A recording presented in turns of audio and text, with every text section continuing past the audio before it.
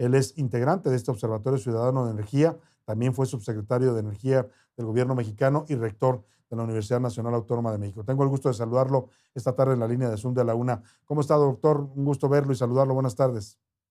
¿Qué tal? Mucho gusto en saludarlo, Salvador, y Un- saludar al público. Muchas gracias. Nos Una disculpa por la espera. Lo hicimos esperar un poco porque se nos complicaron aquí los tiempos en el programa, pero estamos listos para conversar con usted de este informe que realiza el Observatorio Ciudadano de Energía, en el que se dice, pues no, el huachicol no se terminó y lejos de eso hemos visto cómo se ha incluso evolucionado de formas cada vez más creativas. Efectivamente, el huachicol ya ha existido desde hace mucho tiempo, del Ujú. robo, entendido por el robo de combustible, Sí. antes a través de pipas de doble fondo hace muchos años, Ujú. y más tarde cuando aprendimos o aprendieron a intervenir los ductos de Pemex, pues perforando directamente los ductos y extrayendo el producto de los poliductos, lo cual implicaba que necesitaban una complicidad con petróleos mexicanos porque tenían que saber qué producto estaba pasando en ese momento por el poliducto para saber si lo sacaban o no, si tenía mercado o no, porque lo que era más fácil de colocar en el mercado ilícito era el diésel, porque tiene muchas más salidas que la gasolina, que tiene que mandarse fundamentalmente a gasolineras si hace falta tener gasolinero curtido, que no le interesaba mucho participar de esto, ¿no? Ujú. Ujú. Ahora, lo que documenta este El, estudio es que continúa esta práctica de picar los ductos, algo que se creía ya superado. Así es, piquete de ductos, el robo de ductos se incrementó mucho a finales del sexenio de Peña Nieto, en realidad. Ujú, ujú, Subió enormemente en los 2 últimos años o 3 últimos años del gobierno de Peña Nieto. ujú. eh, y ahí fue cuando alcanzó su crisis, empezó a robarse gasolina, además del diésel, y a forzar a los gasolineros bajo amenaza o bajo coerción eh, o repartiendo utilidades, supongo, Ujú. pero sobre todo bajo coerción, a vender gasolina. Entonces se incrementó el robo de gasolina, se empezó a incrementar el robo de gas LP. Y efectivamente, los 2 primeros años del gobierno de López Obrador, el robo de combustibles, el robo directo de combustibles Ujú. bajó significativamente en Sí. 19, 20 y 21, Ujú. y se volvió a disparar nuevamente el 22, Ujú. grado que 22, 23 y 24 el robo es estimado por los cálculos que hicimos, anda por los 40,000 barriles por día, Por día. cual la mayoría, bueno, la mitad llegó a ser diésel y la otra mitad entre gasolina y gas LP. Ajá. Y de acuerdo al mismo estimado, y el estimado es relativamente fácil de hacer con los datos Depende. oficiales publicados por Pemex y la Secretaría de Energía, pues en 25 se volvió a incrementar a 60,000, a cerca de 60,000 barriles por día. Claro. Ahora, las medidas que se han tomado, los programas que se pusieron en marcha, en el arranque de López Obrador, justamente él agarró esta bandera de que iba a terminar con el huachicol, dijo incluso que estaba terminado. Evidentemente no ha habido una estrategia efectiva para combatir esto. ¿Esto se debe a qué? ¿A incapacidad del gobierno o a colusión también de las autoridades? Porque pues al final este sigue siendo un negocio millonario. Pero, otra vez, el robo aparece por varios lados o por Ujú, varios frentes. ujú. El que me comenté fue solamente el de gasolina. Sí. También los últimos 3 años del gobierno de López Obrador, empezó a un robo de petróleo crudo Ujú. nacional para mandarlo de contrabando Claro. a Estados Unidos, y esto aparece solo por la discrepancia en las cifras nacionales de Ujú. cuánto producimos, cuánto exportamos y cuánto procesamos en las refinerías, que debía ser más o menos lo que producimos igual a lo que exportamos más lo que procesamos. Ujú. pues una discordancia muy fuerte todos los años, pues quiere decir que se están robando el ducto, el crudo a algún lado. Y estamos hablando del orden de 50,000 barriles diarios de crudo que se han estado robando y lo sigue el robo aparentemente en el 25. Ujú. Y ese es el El otro famoso, tema sí, es el famoso huachicol fiscal, ¿no? Que así le llaman porque regresa es el el robo, petróleo es ya el robo, procesado. es el robo de crudo que lo hemos discutido muy Ujú, poco en los medios. ujú, ujú, Que alimenta el huachicol fiscal. El huachicol fiscal es el contrabando de gasolina y diésel por la frontera, alegando que es un producto diferente o simplemente sin alegar, sin pasar por aduanas, como fue el caso de los buques que estaban descargando 2 buques por día en Altamira y otros tantos por Guaymas, en el Pacífico, sin pasar por aduanas, ¿no? Sin declarar las aduanas. Con lo ujú. cual, no solamente evitan el pago del IEPS, que hay que hacerlo en la aduana en el momento de importación, sino que evitan el pago del IVA, eh, porque al ser que contrabandeado, contrabandeado Ujú, ni siquiera bajo el nombre ficticio de otro producto que no paga IEPS, pues ya tampoco tienen que pagar. Y estamos hablando también de volúmenes muy considerables que claro. fueron importados o contrabandeados, particularmente el 21 y el 24, que Ujú. curiosamente coincide con años de elecciones. Sí, además. Este es el famoso huachicol fiscal. Este es Ujú, un negocio de cientos de miles de millones de pesos. claro, Este es un negocio brutal. sin duda Y con alguna. esto era una cadena de corrupción enorme en el país que tienen que intervenir por los volúmenes que estamos hablando. Eh, Altos funcionarios que están o mirando para otro lado o participando directamente en el negocio, organizando el negocio. La interpretación puede ser cualquiera, pero evidentemente es alguna de estas tres. Eh, o miran para otro lado o están participando de alguna manera en el negocio.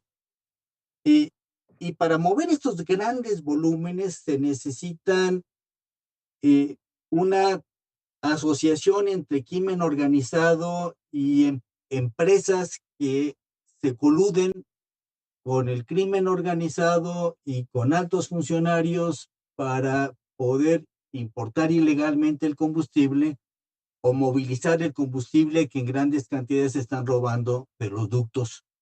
Y una parte pequeña se queda para beneficio de las comunidades en donde se está llevando a cabo el robo, que Ujú, acaban participando en él, pero los grandes volúmenes son para beneficio de grandes empresarios que claro. están operando de manera ilícita.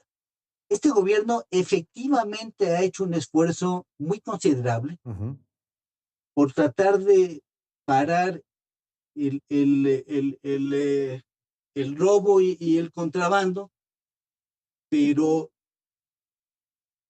dada la magnitud de las redes que se heredaron de la administración pasada, ujú, pues los esfuerzos han sido pequeños en algunos frentes y han sido pues, ineficaces en otros frentes, ¿no? claro. El Como, estudio, sí, sí, lo escucho, doctor.